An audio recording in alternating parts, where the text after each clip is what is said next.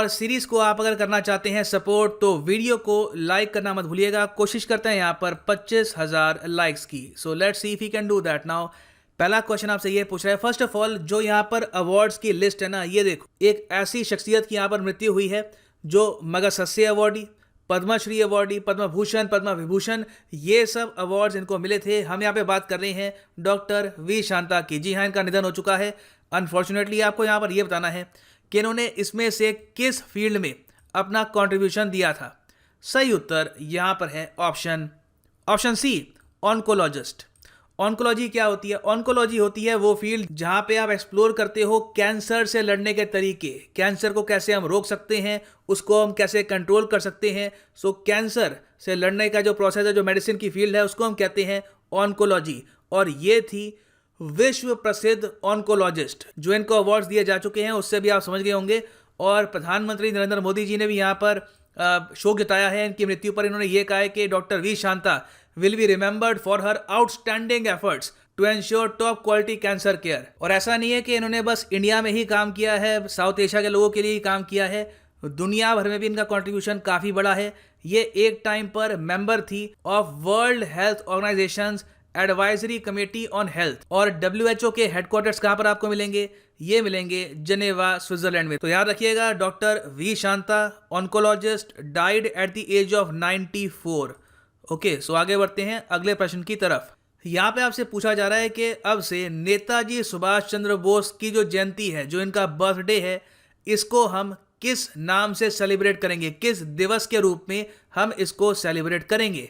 ये हैं यहाँ पर आपकी ऑप्शंस। सही उत्तर यहाँ पे है ऑप्शन बी, पराक्रम दिवस। यहाँ पे आप देख पाएंगे द हिंदू का आर्टिकल है, Netaji Subhash Chandra Bose's birth anniversary to be celebrated as Parakram Diwas annually. और ये निर्णय लिया है कल्चर मिनिस्ट्री ने। और कल्चर मिनिस्ट्री इस वक्त कौन संभाल रहे हैं? ये संभाल रहे हैं प्रहलाद सिंह पटेल। और इन्होंने यहाँ पर ये अनाउंस किया है कि 23 जनवरी, जो आने वाली 23 जनवरी है, इसको हम पूरे देश में ऑब्जर्व करेंगे एज पराक्रम दिवस। वेरी वेरी इंपॉर्टेंट, इसको याद रखिएगा। आगे बढ़ते हैं अगले प्रश्न की तरफ। यहाँ पे आपसे पूछा जा रहा है कि किस स्टेट ने हाल ही में सेलिब्रेट किया है 43rd कॉकबोरोक डे। कॉकबोरोक डे 43rd हाल ही में सेलिब्रेट किया है। ऑप्शन ए, त्रिपुरा ने। कॉकबोरोक एक नेटिव भाषा है, एक लैंग्वेज है त्रिपुरा की, और हजारों सालों से इसको बोला जा रहा है त्रिपुरा कम्युनिटी में। कॉक मतलब लैंग्वेज होता है, बोरोक मतलब लोग, मतलब कि लोगों की लैंग्वेज। और आपको यही बताना चाहिए कि कॉकबोरोक आज के समय ऑफिशियल लैंग्वेज भी है त्रिपुरा स्टेट की। और त्रिपुरा की कैपिटल क्या है? त्रिपुरा की कैपिटल है अगरतला। गवर्नर है यहाँ पर रमेश बाइस। चीफ मिनिस्टर हैं त्रिपुरा के बिप्लब कुमार देव। एक बार त्रिपुरा को मैप पे देख लो ताकि प्रॉपर कंसेप्चुअल क्लैरिटी आपको आ जाए। तो यहाँ पे आप देख सकते हैं, ये है एशिया का मैप और ये है हमारा प्यारा भारत। और यहाँ पे आप देखेंगे नॉर्थ ईस्ट में आपको दिखेगा त्रिपुरा। मैंने आपके लिए हाईलाइट कर रखा है। त्रिपुरा की एक बहुत ही बड़ी बॉर्डर है विद बांग्लादेश। ठीक है, आप त्रिपुरा का स्टेट बॉर्डर देखोगे तो वहाँ पे ये बताते हैं कि ये स्टेट बॉर्डर शेयर करती है विद बांग्लादेश। ये तो हो गई इंटरनेशनल बॉर्डर। फिर जो डोमेस्टिक बॉर्डर है यहाँ पे शेयर करती है मिजोरम और आसाम के साथ। ठीक है, यहाँ पे आप देखेंगे ये मिजोरम है यहाँ पर, और ये जो यहाँ पर रीजन है ये है आसाम का। ऑलराइट, और याद रखिएगा कि 43rd कॉकबोरोक डे यहाँ पर सेलिब्रेट किया गया है 2021 में। और ये किस दिन को सेलिब्रेट करते हैं? इसे सेलिब्रेट करते हैं 19 जनवरी को हर साल। सो यहाँ पे आपसे इस क्वेश्चन में पूछा जा रहा है कि थीम क्या है वर्ल्ड इकोनॉमिक फोरम के दावोस एजेंडा 2021 का। डावोस एजेंडा एक वर्चुअल, इनकी एक आप कह सकते हैं गैदरिंग होगी ऑनलाइन, और इसमें इंडिया के PM, चाइना के प्रेसिडेंट होंगे, बहुत सारे वर्ल्ड लीडर्स यहाँ पे आएंगे online off course through video conferencing. तो इसका जो थीम है इस बार ये है यहाँ पर option D, a crucial year to rebuild trust. यहाँ पे आप अगर देखेंगे थीम है वर्ल्ड इकोनॉमिक फोरम के डावोस एजेंडा का a crucial year to rebuild trust. और जो ये डावोस एजेंडा है ये होगा वर्चुअली जनवरी 25 से लेकर जनवरी 29 तक। अब देखो, इसको कंफ्यूज मत कर लेना, जो बाद में एक फिजिकल मीटिंग होगी इन सिंगापुर, ये भी काफ़ी इंपॉर्टेंट है। इस वक्त यूरोप में कोविड की सिचुएशन काफ़ी ख़राब है, तो इसलिए जो ये डावोस का समिट है, जो वैसे तो होता है हर साल स्विट्जरलैंड में, इस बार पहली बार इतिहास में होगा एशिया में भी कहाँ पर? सिंगापुर में। जो सिंगापुर में मीटिंग होनी है वो होगी मई 25 से लेकर मई 28 के बीच में। तो ये भी याद रखिएगा। वैसे जब ये समिट होगा तब भी आपको हल्का सा इसका रिवीजन करा दूंगा, मगर अभी के लिए make sure to remember this. So आगे बढ़ते हैं अगले प्रश्न की तरफ। बहुत ही इंपॉर्टेंट क्वेश्चन। आपको ये बताना है कि पहली वुमेन फाइटर पायलट जो पार्टिसिपेट करेगी इस बार की रिपब्लिक डे परेड में, इनका नाम क्या है? ये है यहाँ पर आपकी ऑप्शंस। सही उत्तर है यहाँ पर option D, Bhawana Kanth. A huge honour, बहुत बड़ी अचीवमेंट है, और ये हैं from the state of Bihar. और यहाँ पे आप देख पाएंगे हमारे मिनिस्टर ऑफ साइंस ये कह रहे हैं, making the dawn of empowered women led new India, flight lieutenant Bhawana Kanth is set to become the first women fighter pilot to take part in Republic Day parade. बहुत ही इंपॉर्टेंट क्वेश्चन है ये, इसको याद रखना। किसी भी एग्जाम में आप एक्सपेक्ट कर सकते हैं ये, क्योंकि हिस्ट्री बनी है यहाँ पर। सो आगे बढ़ते हैं अगले प्रश्न की तरफ। बहुत अच्छा सवाल है ये। यहाँ पे आपसे पूछा जा रहा है कि हाल ही में किस राज्य ने ऑर्गेनाइज किया है दूसरा edition, second edition of eco retreats, जो एक फेस्टिवल है टूरिज्म को बढ़ाने के लिए। ये हाल ही में किया है ऑप्शन बी, ओडिशा ने। इको रिट्रीट्स देखो एक बहुत ही अच्छा फेस्टिवल है ओडिशा का, जिसके अंडर ये जो इनका कोस्टल एरिया है वो उसकी सुंदरता, उसकी खासियत, इसको प्रमोट करते हैं ताकि ओडिशा का टूरिज्म इम्प्रूव हो। तो ये 3 महीने लंबा इवेंट होगा, ऐसा नहीं है कि 1-2 दिन का इवेंट है ये। और ये होगा 5 लोकेशंस में, कोणार्क, हरिकुंड, भीतरकनिका, दारुंगावाड़ी और सतकोसिया में। और इसकी एक बहुत ही खूबसूरत वेबसाइट भी है, ये भी मैं आपको दिखाना चाहता हूं ताकि माइंड में अच्छे से आपके ड्रिल हो जाए। तो यहाँ पे आप देख पाएंगे ये इसकी वेबसाइट है ecoretreatodisha.com, और बहुत ही सुंदर वेबसाइट है, शानदार, ज़बरदस्त, जिंदाबाद। ओडिशा की जो टूरिज्म प्रमोशन लाइन है ये है इंडियाज़ बेस्ट केप्ट सीक्रेट। और यहाँ पे आप देखोगे काफ़ी इन्होंने इसको प्रमोट किया है ओडिशा को। और अब इंडिया ये भी कोशिश कर रहा है कि ब्लू फ्लैग बीचेस इंडिया में बढ़े, तो ओडिशा उसके लिए काफ़ी अच्छा कंटेंडर भी है इन द फ्यूचर। तो याद रखिएगा, eco retreat launched by Odisha. अगले प्रश्न में आपसे पूछा जा रहा है कि नीति आयोग रिलीज करेगी कौन सा एडिशन, रिलीज करेगी अभी, ठीक है, रिलीज करेगी कौन सा एडिशन इंडिया इनोवेशन इंडेक्स 2020 का 20 जनवरी को। तो मतलब कि आज ये रिलीज होगा, और यहाँ पर सही उत्तर है ऑप्शन बी, सेकेंड एडिशन आज रिलीज होगा। इंडिया इनोवेशन इंडेक्स ये रिलीज करता है नीति आयोग, जहां पर सीईओ हैं अमिताभ कांत, और यहाँ पे चेयरमैन हैं देश के प्रधानमंत्री, और वाइस चेयरमैन हैं नीति आयोग के डॉक्टर राजीव कुमार। अभी देखिए ये इंडेक्स रिलीज होगा, इसमें बहुत से इंडिकेटर्स के हिसाब से यूनियन टेरिटरी स्टेट्स को रैंक करेंगे। जब ये रिलीज होता है तो इससे रिलेटेड मैं आपसे क्वेश्चन भी बाद में पूछूंगा।